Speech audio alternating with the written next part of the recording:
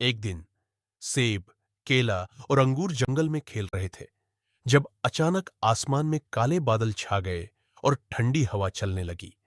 तभी एक काली, चमचमाती आंखों वाला बिल्ला दिखाई दिया। यह था मिस्टर विस्कर्स, दुष्ट बिल्ली खलनायक, जो एक जादुई उड़ते गलीचे पर सवार था। उसकी चालाक मुस्कान उसके बुरे इरादे दिखा रही थी। मिस्टर विस्कर्स जोर से हंसते हुए बोला, अब यह जंगल मेरा होगा, तैयार हो जाओ। उसने अपनी पूंछ से जादुई हरी रोशनी छोड़ी, जिससे जंगल के पेड़ खतरनाक जादुई बेलों में बदलने लगे, जो फलों को पकड़ने के लिए बढ़ने लगी।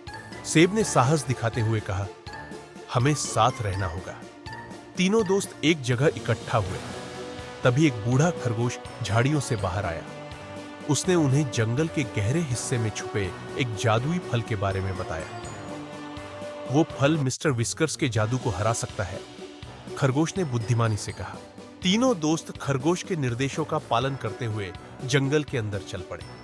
जैसे जैसे वे आगे बढ़ते गए, जंगल घना और अंधकारमय होता गया, लेकिन जल्द ही उन्होंने खुद को चमकते फूलों और तितलियों के बीच पाया। आखिरकार उन्होंने देखा एक विशाल पेड़ जो सुनहरी रोशनी में चमक रहा था और उस पर जादुई फल लटक रहा था। जैसे ही सेब जादुई फल को छूने वाला था, मिस्टर विस्कर्स अचानक प्रकट हो गया। तुम इसे नहीं ले सकते, उसने चीखते हुए कहा। अपनी पूंछ से उसने काले जादू का हमला किया, जिससे पेड़ को नष्ट करने की कोशिश की। लेकिन सेब ने जादुई फल पकड़ लिया और उसकी रोशनी से पूरा जंगल चमक उठा। जादुई फल की रोशनी बढ़ती चली गई और मिस्टर विस्कर्स का काला जादू खत्म हो गया। हार मानते हुए और अपमानित होकर वह चीखते हुए जंगल की अंधेरी छाया में गायब हो गया। जंगल के पेड़ फिर से सामान्य हो गए और शांति लौट आई। जंगल में फिर से शांति आने पर तीनों दोस्तों ने अपनी जीत का जश्न मनाया।